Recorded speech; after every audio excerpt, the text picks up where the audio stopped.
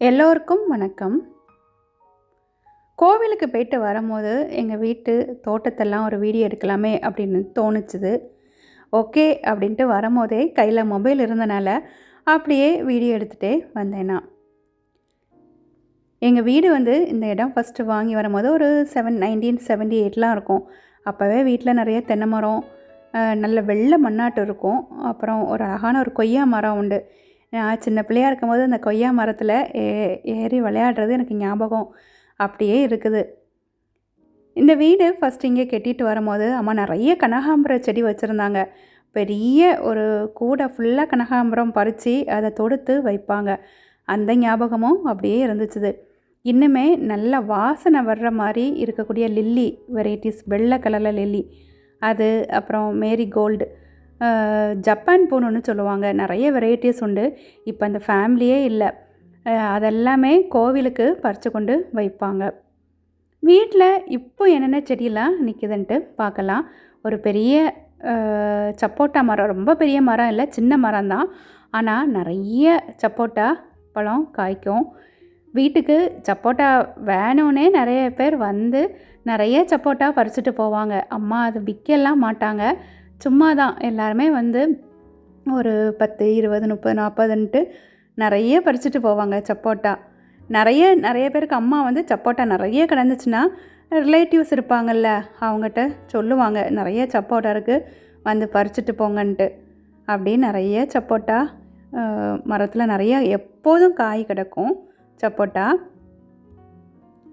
அப்புறம் இதில் இதெல்லாம் இப்போ எங்கள் அம்மா நான் சின்ன பிள்ளையாக இருக்கும்போது இந்த செடியெல்லாம் இல்லை. இப்போ இது நிறையா வச்சுருக்காங்க. இது வல்லாரை இருக்குல்ல, அந்த செடி சின்னதாக இருக்கும்போது வச்சுருந்தா இன்னும் எனக்கு நிறைய அறிவு வந்திருக்குமான்னு தெரியலை. இப்போவே நிறைய ஓவர்ஃப்ளோ ஆன மாதிரி தான் எனக்கு ஒரு ஃபீலிங். அப்புறம் இதில் இது பிரண்டை செடி. பிரண்டை உங்களுக்கு எல்லாருக்கும் தெரியும். ஆக்சுவலாக நான் இப்போது ஜஸ்ட்டு நான் கோயிலேருந்து வந்தோடனே அப்படியே லைட்டாக ஒரு வீடியோ தான் இது எடுத்தேன்னா, டீட்டெயில்டாக இன்னுமே அதை ஒவ்வொன்றாட்டும் நான் காட்டுறேன்னா. மருதாணி செடி, மருதாணியுமே ரொம்ப முந்தியே எங்கள் வீட்டில் நிற்கிது. மருதாணி அதெல்லாம் வீட்டில் நிற்கிறது ரொம்ப நல்லது அப்படின்னு சொல்லுவாங்க. அப்படியே இது ஒரு கத்தாழை வெரைட்டியில் உள்ளது, சின்ன வெரைட்டி இது. அதுவுமே நீங்கள் பார்த்துருப்பீங்க, பாரினில் பார்த்துருப்பீங்க. வாழை மரம், தென்னை மரம், இதெல்லாமே வீட்டில் நிற்கிறது ரொம்ப நல்லது. இடம் இதை மாதிரி இருந்துச்சுன்னா நமக்கு இந்த மாதிரி வைக்கலாம். ஒரு வாழை மரம்லாம் எப்படின்னா எங்கள் வீட்டில் எப்படின்னா எப்போவுமே நிற்கும்.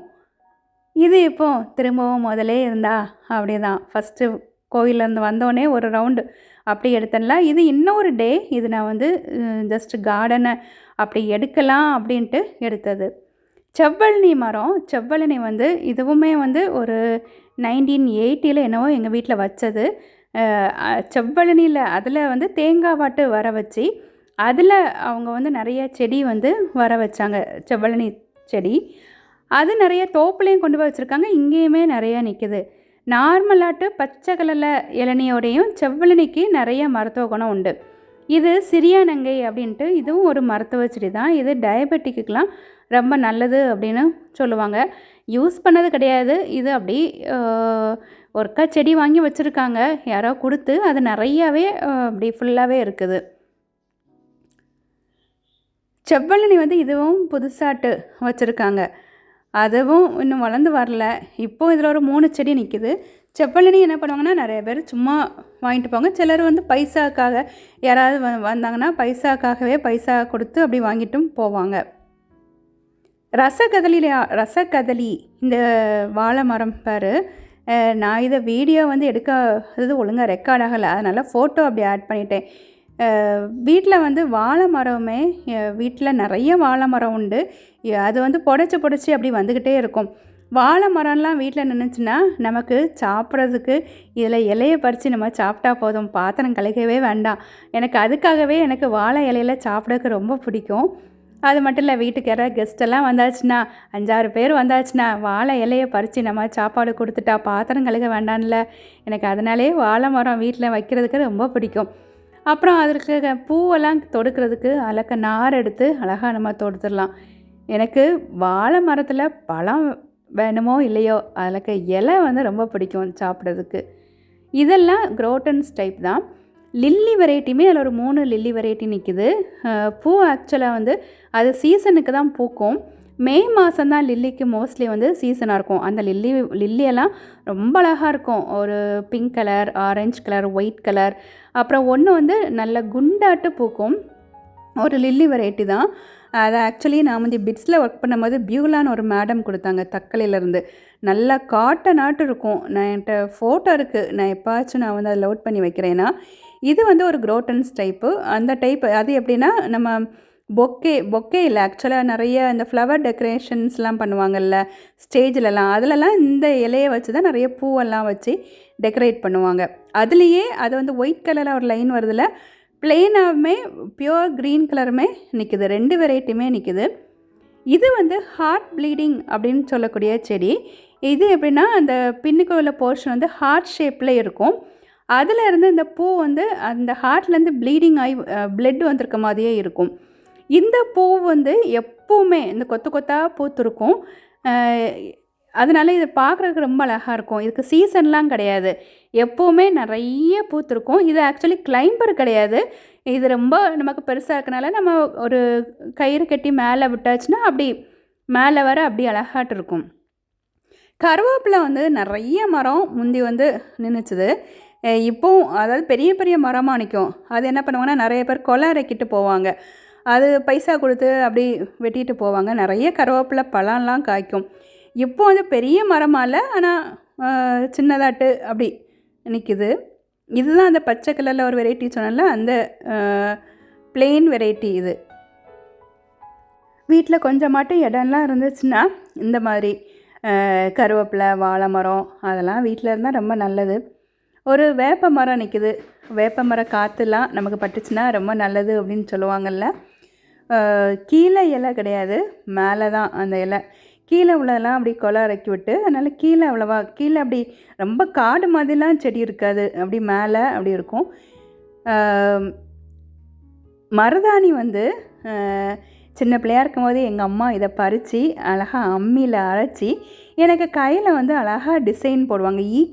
அந்த ஈக்கள் தெரியும்ல, அந்த வாழை மரத்தில் தென்னை மரத்தில் இருந்து ஓலையிலேருந்து எடுத்து அந்த ஈக்கள் வச்சு அழகாட்டு டிசைன் போடுவாங்க. அம்மாட்ட இருந்து படித்து நானுமே நிறைய பேருக்கு அதை மாதிரி மருதாணியில் டிசைன் போட்டுவிடுவேன். நான் வந்து இடது கையில் வச்சுட்டு இடது கை காய்ஞ்சதுக்கப்புறம் அந்த கையால் வலது கை கூட வைப்பேன். நான் என் கல்யாணத்துக்கு கூட நான் தான் ஃபுல்லாக டிசைன் போட்டுறேன். அது மாதிரி இன்னுமே நிறைய கல்யாண பொண்ணுகளுக்கு நான் வந்து டிசைன் போட்டு விட்டுருக்கேன். கோன் வச்சுலாம் கிடையாது, அம்மியில் அரைச்சிட்டு ஈக்கள் வச்சு தான் டிசைன் போட்டு விட்டது.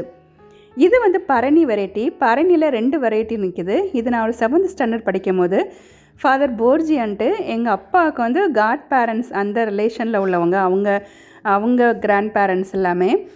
அவங்க வந்து பெங்களூர்லேருந்து நிறைய செடி கொண்டு வந்து கொடுத்தாங்க, இந்த மாதிரி பரணி வெரைட்டி. அதில் நிறைய வெரைட்டிஸ் ஒரு 8 9 வெரைட்டி 10 வெரைட்டிலாம் கொண்டு தந்தாங்க. அதெல்லாம் போயிட்டு இப்போது 2 தான் நிற்கிது. இது வந்து பெரிய கற்பூரவள்ளியில் பெரிய பெரிய இலையாக இருக்குது. எங்கள் அம்மா இதுக்குன்னு நிறைய சாப்பாடு கொடுப்பாங்களோ என்னவோ தெரியலை, எல்லாம் நல்லா பெரிய பெரிய இலையாட்டு நல்ல செழிப்பாக நிற்கிது. முந்தி நான் மட்டும் வீட்டில் இருப்பேன், எனக்கு நிறைய சாப்பாடு கொடுத்து நல்லா குண்டு பிள்ளையாக வச்சுருந்தாங்க. இப்போது எங்கள் வீட்டில் இந்த செடிகள்லாம் இருக்குல்ல, அதனால் இதுக்கெல்லாம் நிறைய சாப்பாடை கொடுத்து எல்லாம் நல்லா குண்டாட்டு நல்லா செழிப்பாட்டு நிற்கிது. அதுலேயே திப்பிலி செடி நின்றுச்சுது. திப்பிலி அப்புறம் தூதுவளை இருக்குல்ல, அதுவும் நினச்சிது.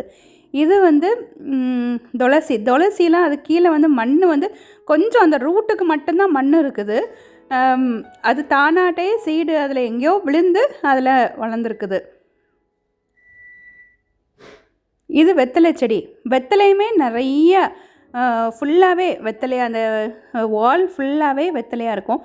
எங்கள் வீட்டு வெத்தலையை தொட்டாச்சுன்னு வைங்களேன், கையெல்லாம் அப்படி அழகாட்டு செவந்து போயிடும். இந்த சைடு பார்த்திங்களா, நான் அதை பறித்தோடனே மேஜிக்கில் அது செவந்துடும்.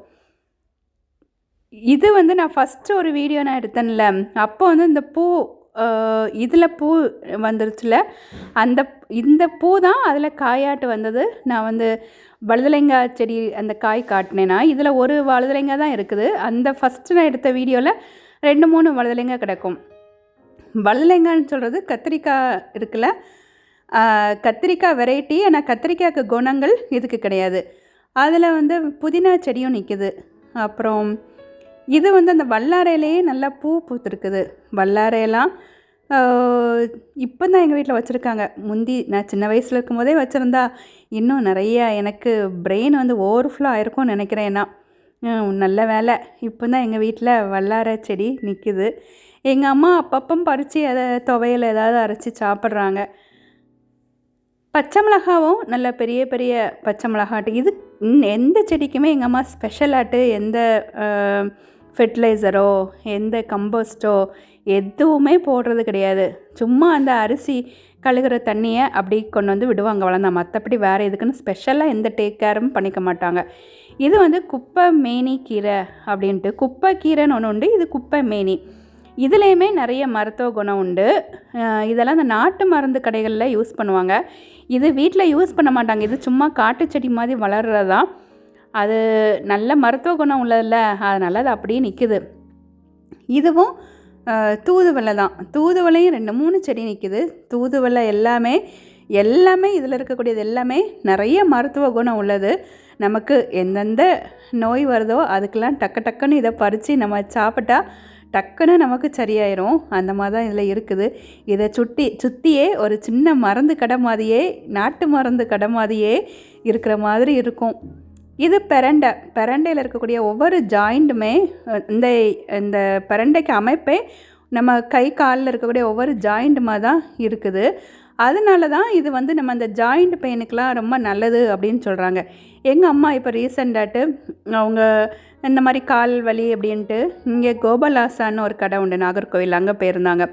அங்கே இந்த பெரண்டையில் செய்த டேப்லெட் தான் அம்மாவுக்கு 40 டேஸுக்கு அப்படி சாப்பிட கொடுத்துருந்தாங்க. இது வந்து பாவக்காய் பூ. அம்மா பெரண்டை வந்து துவையல் அரைச்சி சாப்பிடுவாங்க. ஆனாலுமே ரெகுலராக சாப்பிட்றதில்ல, சும்மா அப்படி சாப்பிட்றது அவ்வளோதான். இது பாவக்காய். இந்த செடியெல்லாம் எப்படின்னா இதுக்குன்னு ஸ்பெஷலாக பாவக்காய் வளர வச்சுலாம் அம்மா அப்படி பயங்கரமாக அதை டேக் கேர் பண்ணிலாம் பண்ணலை. சும்மா அந்த காயை வெட்டிட்டு அப்படி போடுவாங்கல்ல, அதில் தானாக வளர்ந்தது. அது தானாகவே கொடி வந்து இந்த கேபிள் ஒயர் இருக்குல்ல, நமக்கு டிவி கேபிள் ஒயர், அதில் தானாக கொடி வந்து தானாக மேலே போச்சுது. அது பெரிய பெரிய காயாக காய்ச்சிருக்குது. இதுக்குன்னு ஸ்பெஷலாக அம்மா ஒன்றுமே அதில் போட மாட்டாங்க. ஆனால் அது நல்லா பெரிய பெரிய பாவக்காய் காய்ச்சிருக்குது. பாவக்காயெல்லாம் எங்கள் பக்கத்தில் நிறைய பேர் எங்கள் சொந்தக்காரங்க இருக்காங்கல்ல, எல்லாருக்குமே அம்மா நிறைய கொடுத்தாங்க. நிறைய அதை காய வச்சு வத்தலாக்கி கூட அம்மா கொடுத்தாங்க. அது இந்த சீமை நெல்லிக்காய் அப்படின்னு சொல்லுவாங்க. காட்டு நெல்லிக்காயில் இது வேறு ஒரு வெரைட்டி. அப்புறம் என்ன இந்த மாதிரி வெரைட்டி செடியும் நிற்கிது. சீமை நெல்லிக்காயெல்லாம் நீங்கள் சாப்பிட்ருப்பீங்கன்னு நினைக்கேன். அதுவும் அரை நெல்லிக்காய் அப்படின்னு கூட சொல்லுவாங்க. அரை நெல்லிக்காய், சீமை நெல்லிக்காய் நல்லா டேஸ்ட்டாக இருக்கும். அப்புறம் எங்கள் வீட்டில் அங்கங்கேயா தேங்காவாக கிடக்கும். தேங்காய் மரத்துலலாம் நிறைய பறிக்கிறது. அப்படி திரும்புகிற இடத்துலலாம் தேங்காவாக தான் இருக்கும். விற்கவும் செய்வாங்க. அப்படி தோப்புலேருந்து எடுத்துகிட்டும் போவாங்க மொத்தமாக. ஆனாலுமே இங்கே பறித்து கிடக்கிறது அப்படி தேங்காவும் கிடக்கும். பேரின்லலாம் ஒரு தேங்காய் வாங்கினா 100 ரூபா. இங்கே வந்து சும்மாவே பார்க்கும்போது தோணும், நம்ம இவ்வளோ பைசா கொடுத்து வாங்குகிறோம், இங்கே தேங்காய்லாம் சும்மா இருக்கேனும். ஒரு தேங்காய்க்காக நம்ம இனி அங்கே இருக்க முடியுமா இல்லையா? இந்த வீடியோ உங்களுக்கு பிடிச்சிருக்கும்னு நினைக்கிறேன். இன்னும் இதே மாதிரி அடுத்த ஒரு வீடியோவில் பார்க்கலாம். எப்படி இருக்குது எங்கள் வீட்டு தோட்டம் எல்லாம் சொல்லுங்கள். இது வந்து ஒரு டைம் பூத்த அந்த செம்பருத்தி பூ. அடுத்த வீடியோவில் பார்க்கலாம். தேங்க்யூ.